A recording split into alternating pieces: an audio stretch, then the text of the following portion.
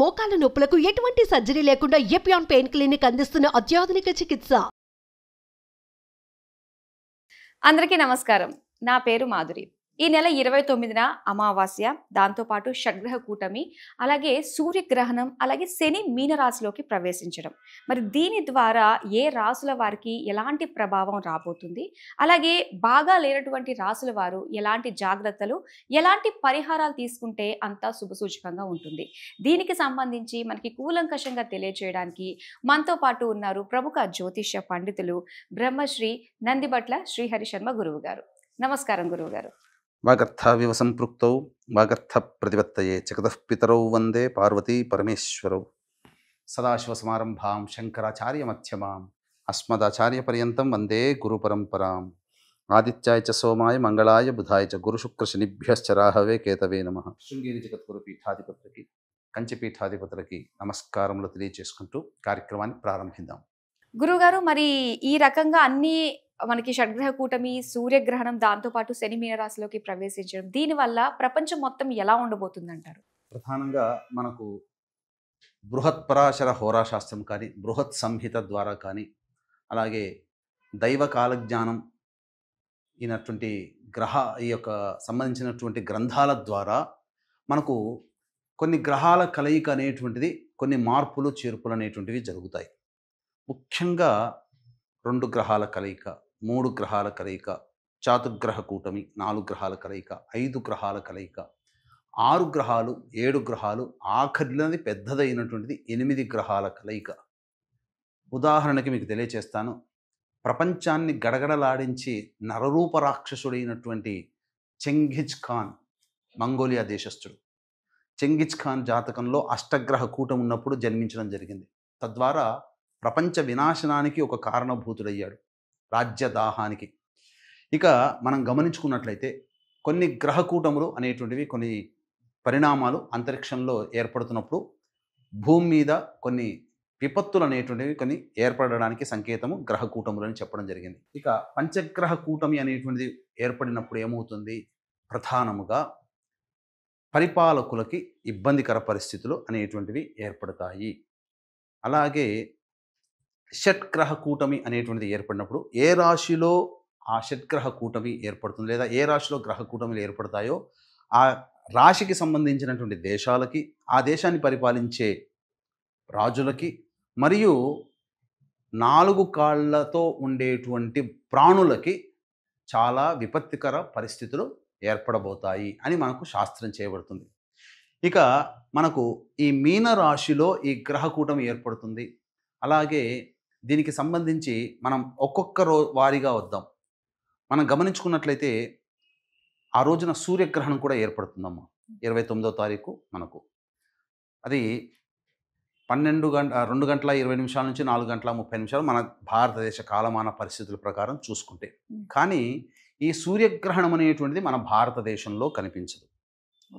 కాబట్టి భారతదేశంలో నివసిస్తున్నటువంటి మనలాంటికి ఎవ్వరికీ కూడా నియమాలు పాటించాల్సిన అవసరం లేదు. నియమాలు అంటే ఏంటి? ఇల్లు కడుక్కోవడము, పట్టు స్నానము, విడుపు స్నానం చేయడము, పూజలు చేసుకోవడము, అలాగే ఆహార పదార్థాలు అన్ని దర్భములు వేసుకోవడము, ఇలాంటివి, దేవతా విగ్రహాలు కడుక్కోవడము, పూజా మందిరం, ఇలాంటివి అవేవి మనం పాటించాల్సిన అవసరం లేదు. నియమాలు అంటారు.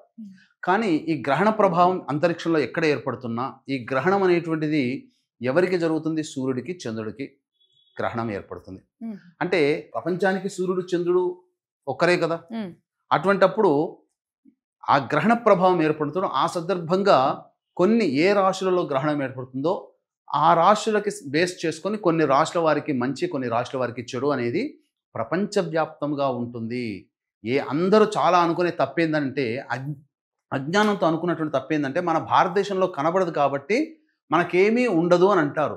నియమాలు పాటించాల్సిన అవసరం లేదు. కానీ భారతదేశమే కాదు, ప్రపంచవ్యాప్తంగా ఇప్పుడు ఏ రాశుల్లో మంచి ఉంటే ఆ రాశుల వాళ్ళకి మంచి, ప్రపంచవ్యాప్తంగా ఏ రాశులలో ఇబ్బంది ఉంటే ఆ ఇబ్బంది అనేది కలుగుతుంది. ఇది సర్వసాధారణం.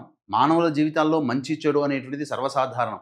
ఎప్పుడు తీపి వస్తువులు తీసుకుంటే 6 నెలల్లో శరీరం పాడైపోతుంది. ఎప్పుడు కారం వస్తువులే తీసుకుంటే 6 నెలల్లో శరీరం కృషించిపోతుంది. అట్లాగే ఇక్కడ ఎప్పుడు మంచి ఎప్పుడు చెడు ఉండదు. కాకపోతే ఇలాంటి గ్రహణ సందర్భాలు కొన్ని అనేటువంటి అంతరిక్షంలో ఏర్పడుతున్నప్పుడు, గ్రహకూటములు ఏర్పడుతున్నప్పుడు అక్కడ జరిగేటువంటిది ఏంటంటే చెడు జరగాల్సిన దాంట్లో ఎక్కువగా చెడు జరగడం, మంచి జరిగే దాంట్లో ఎక్కువగా మంచి జరగడం జరుగుతుంది. ఇక అది మీనరాశిలో ఏర్పడుతుంది. అయితే ఇక్కడ మనం గమనించాల్సింది ఏంటంటే ఈ మీనరాశిలో ఈ షడ్గ్రహ కూటమిలో రవిగ్రహం లేకుండా ఉంటే మహాదారుణమైనటువంటి పరిస్థితులను ఎదుర్కోవాల్సిన పరిస్థితి వచ్చేది. రవి అక్కడ ఉండడం సేఫ్. ఇక ప్రధానంగా మనకు శాస్త్రంలో ఏం చెప్పబడి ఉంది, ఏ రాశిలో గ్రహణం ఏర్పడుతుందో ఆ రాశినాథుడు నైసర్గిక శుభుడైతే ప్రమాద తీవ్రత తక్కువగా ఉంటుంది. అంటే ఈ శుభగ్రహాలు పాపగ్రహాలు నైసర్గిక శుభగ్రహము గురువు. కాబట్టి ఇక్కడ తెలిసిపోతుంది రవి ఉన్నాడు, కొంత తగ్గుతుంది శాతం ప్రమాద తీవ్రత. అలాగే గురువు నైసర్గిక శుభుడు, ఆ శాతం కూడా కొంత తగ్గుతుంది. ఇక ముఖ్యంగా చూసుకుంటే ప్రధానంగా ఈ 6 గ్రహాలలో చంద్రుడు అస్తంగత దోషం చెంది ఉన్నాడు, బుధుడు వక్రీకరించి ఉన్నాడు, ఆల్రెడీ రాహు వక్రీగానే ఉంటాడు, శుక్రుడు అస్తంగత దోషం చెంది ఉన్నాడు. దీనివల్ల ఏమైపోతుంది, ప్రధానంగా కనబడడానికి 6 గ్రహాలే, కానీ బుధుడు, రాహువు, శుక్రుడు, చంద్రుడు 4 గ్రహాల బలము తగ్గిపోయింది. ఓకే. దీనివల్ల ఏమైపోతుంది, ఉన్న 6 గ్రహాల్లో 4 గ్రహాల బలం తగ్గిపోయినప్పుడు శని అప్పుడే ప్రవేశం చేస్తాడు. 29వ తారీఖు రోజునే ప్రవేశం చేస్తున్నాడు. మళ్ళీ 31వ తారీఖు కల్లా చంద్రుడు అశ్విని నక్షత్రంలో ఉంటాడు. అంటే 30వ తారీఖు సాయంత్రానికే వచ్చేసేస్తాడు అశ్విని నక్షత్రంలో. అంటే ఈ గ్రహకూటమి ప్రభావం ఎన్ని రోజులు ఉంటుంది, మహా అయితే 1.5-2 రోజుల వరకు మాత్రమే ఉంటుంది. కాబట్టి ఎవ్వరు కూడా ఆందోళన చెందాల్సిన అవసరం లేదు. కాకపోతే దీని ప్రభావం వలన కొన్ని విపత్కర పరిస్థితులు అనేటువంటి ఉంటాయి. ప్రపంచవ్యాప్తముగా ఎక్కడ ఇబ్బందికరంగా ఉంటుందంటే ఈ యొక్క జలతత్వం అనగా ఇంకొక ఎక్స్ప్లెనేషన్ కూడా తెలియజేస్తాను. ఈ రాశ్యాధిపతి అయినటువంటి గురువు రోహిణి నక్షత్రంలో ఉండడం, అనగా శుభ నక్షత్రంలో పడ్డాడు. ఈ మీన రాశ్యాధిపతి అయినటువంటి గురువు చంద్రుడి నక్షత్రంలో ఉండడం. అలాగే కుజుడు ముఖ్యంగా చూసుకున్నట్లయితే కుజుడు గురు నక్షత్రంలో ఉండడం, అట్టి గురువు యొక్క రాశిలో ఈ యొక్క సంబంధించినటువంటి షడ్గ్రహ కూటమి సూర్యగ్రహణం ఏర్పడుతూ ఉండడం. అంతేకాకుండా ఇది జలతత్వాన్ని సూచిస్తుంది కాబట్టి కుజుడికి జలతత్వానికి సంబంధించినటువంటిది వాయుతత్వము, జలతత్వము, కుజుడు ఉండడం వల్ల అగ్నితత్వం. అంటే ఏమైపోయింది, ఒక భూతత్వం తప్ప జలతత్వం యాడ్ అయింది, అలాగే వాయుతత్వం యాడ్ అయింది, అగ్నితత్వం యాడ్ అయిపోయింది. అంటే ఏంటి, సముద్రము లోపల ఎక్కడో 1000 కిలోమీటర్ల కింద అగ్నిపర్వతములు బ్రద్దలయ్యే అవకాశం ఉంటుంది. అంతేకాకుండా కుజుడు భూతత్వానికి కారకుడు, అలాగే అగ్నితత్వానికి కూడా కారకుడు. కాబట్టి భూ ప్రకంపనలు అంటే భూకంపాలు పెరిగేటువంటి అవకాశం మనం చూస్తూనే ఉన్నాం. మనకు జమ్మూ కాశ్మీర్లో కూడా 5.2 రిక్టర్ స్కేల్తో భూకంపం ఏర్పడింది ఒక 4-5 రోజుల కిందట. అంతేకాకుండా ఈ రాశిని సూచించేటువంటి దేశాలు America, Canada, Denmark, Mexico, Antarctica ocean సంబంధించినటువంటి దేశాలు. కాబట్టి విపత్తు అమెరికా ఎక్కువగా ఉంటుంది. కారణం ఏంటంటే చంద్రగ్రహణము మరియు సూర్యగ్రహణానికి విక్టిమ్ దేశం ఏదయ్యా అంటే అమెరికా. ఎందుకంటే ఈ 2 గ్రహణాలు అమెరికా దేశంలో కనిపిస్తున్నాయి, ఆల్రెడీ చంద్రగ్రహణం అయిపోయింది. కాబట్టి దీని తత్వంగా అమెరికా నగరంలో యుద్ధ వాతావరణం కానీ, భయోత్పాతాలు కానీ, అమెరికా పరిపాలించే నాయకుడికి కానీ, అమెరికా వల్ల ప్రపంచంలో ఇతర దేశాల వాళ్ళకి కానీ ఇబ్బందులు ఎదుర్కొంటుంటారు. ఇది చెప్పదగినటువంటిది. కాబట్టి ఇప్పుడు మనం చూసినట్లయితే అనేక జలచర జీవులు ఒడ్డు మీదకి వస్తున్నాయి, కనబడినటువంటి వింత జీవులు ఇప్పుడు కనబడుతున్నాయి. అంటే ఎక్కడో నీటి లోపల ఉండాల్సిన జీవులు పైకి వస్తున్నాయి అని అంటే నీటి లోపల ఏదో అలజడి జరగబోతుంది, సునామీలు రావచ్చు, భూకంప తీవ్రతలు రావచ్చు, ఇవన్నీ జరిగే అవకాశం ఉంటుంది. ఇది మనము కొట్టి పారేయవలసినటువంటి అవసరం లేనటువంటి చర్చ. ఎందుకనంటే ఖచ్చితంగా ఈ గ్రహకూటమి మనం జ్యోతిష శాస్త్రం ద్వారా మనం తెలుసుకుంటాం, అదే సైంటిస్టులు రీసెర్చ్ చేసి తెలుసుకుంటారు. మనకి వాళ్ళకి పెద్ద తేడా ఏమి లేదు. కాకపోతే గ్రహకూటమిని అనుసరించి మన మహర్షులు అందించినటువంటి విజ్ఞానం ప్రకారం ఇలా జరగబోతుంది భవిష్యత్తులో అని చెప్పబడుతుంది. ఇది ప్రపంచానికి జరిగేటువంటి విపత్తుగా మనం చెప్పుకోవచ్చు. ఇక భారతదేశం విషయానికి వచ్చేసేసరికి మీనరాశి ఈశాన్య రాష్ట్రాలకు సంబంధించినటువంటి దేశము. మన దేశంలో కొన్ని రాష్ట్రాలు ఉన్నాయి కాబట్టి అవేంటి, అస్సాం, మణిపూర్, మిజోరాం, వెస్ట్ బెంగాల్. ఈ యొక్క రాష్ట్రాలలో ఈ రాష్ట్రాన్ని పరిపాలించే నాయకులకు కానీ, రాష్ట్రంలో ఉన్నటువంటి ప్రజలకు కానీ ఈ రాష్ట్రాల్లో కొంత విపత్కర పరిస్థితులు అనేటువంటివి ఉంటాయి, తీవ్రవాద సమస్యలు ఉంటాయి. ప్రధానంగా ఈ యొక్క శని మారడం చేత శని సామూహిక మారణాలకి కారకుడు అవుతాడు. అందుకని ఎక్కువగా బాంబ్ బ్లాస్ట్ జరిగినా, ఎక్కువగా భూకంపాలు జరిగినా, ఎక్కువగా సునామీ ప్రభావాలు వచ్చినా, ఎక్కువగా ప్రకృతి విపత్తులు అనేటువంటి జరిగినా అవన్నీ కూడా శనివారం నాడే ఎక్కువగా జరుగుతున్నటువంటి సంఘటనలు. కాబట్టి 29వ తారీఖు రోజున శనివారం అయింది. శని ఉత్తరాభాద్ర నక్షత్రంలోకి పూర్వభాద్ర నక్షత్రంలోకి ప్రవేశం చేస్తున్నాడు. కాబట్టి ఈ సందర్భంగా ఉత్తరాభాద్ర నక్షత్రము శని నక్షత్రంలోనే గ్రహణం ఏర్పడుతుంది. ఇన్ని కారణాల వల్ల జాగ్రత్తలుగా ఉండాలి. అంటే ఏంటి? ప్రధానంగా దేవతా అనుగ్రహాన్ని పొందే ప్రయత్నం చేసుకుంటే చాలా మేలు జరుగుతుంది. ఇష్టదేవత ఆరాధన, అలాగే ప్రతి వాళ్ళు కూడా వీక్షించేటువంటి సుమన్ టీవీ ప్రేక్షకులు ప్రతి వాళ్ళు కూడా దేవతా అనుగ్రహాన్ని పొందే ప్రయత్నం చేయాలి.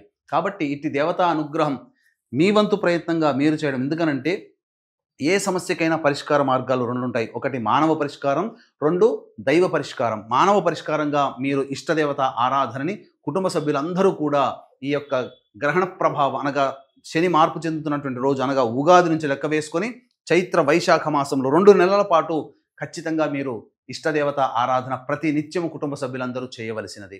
అలాగే మంత్ర పరిష్కారంలో భాగంగా బ్రాహ్మణుల చేత మనం చేయించుకునేటువంటిది. కాబట్టి ఇట్టి మంత్ర పరిష్కారంలో భాగంగా అందరికీ అందుబాటులో ఉండే విధంగా ఈ యొక్క షట్గ్రహ కూటమి, సూర్యగ్రహణము, అమావాస్య, శని మార్పు చెందుతున్నటువంటి కారణం చేత అంతరిక్షల దేవతలు అనగా దశమహావిద్యల యొక్క సహాయం తీసుకోవడం. అందులో భాగంగా ప్రత్యంగిర హోమము, బగలాముఖి హోమము, రాజశ్యామల హోమము, వారాహి హోమము, ధూమవతి హోమము, కాలభైరవ హోమము, మృత్యుంజయ హోమాలతో పాటుగా విద్య, వివాహ, ఉద్యోగ, దాంపత్య, అనారోగ్య సమస్యల నివారణకి విశేషమైనటువంటి సర్వదోష నివారణ పూజలు, హోమాలు అనేటువంటివి చేయించడం జరుగుతుంది.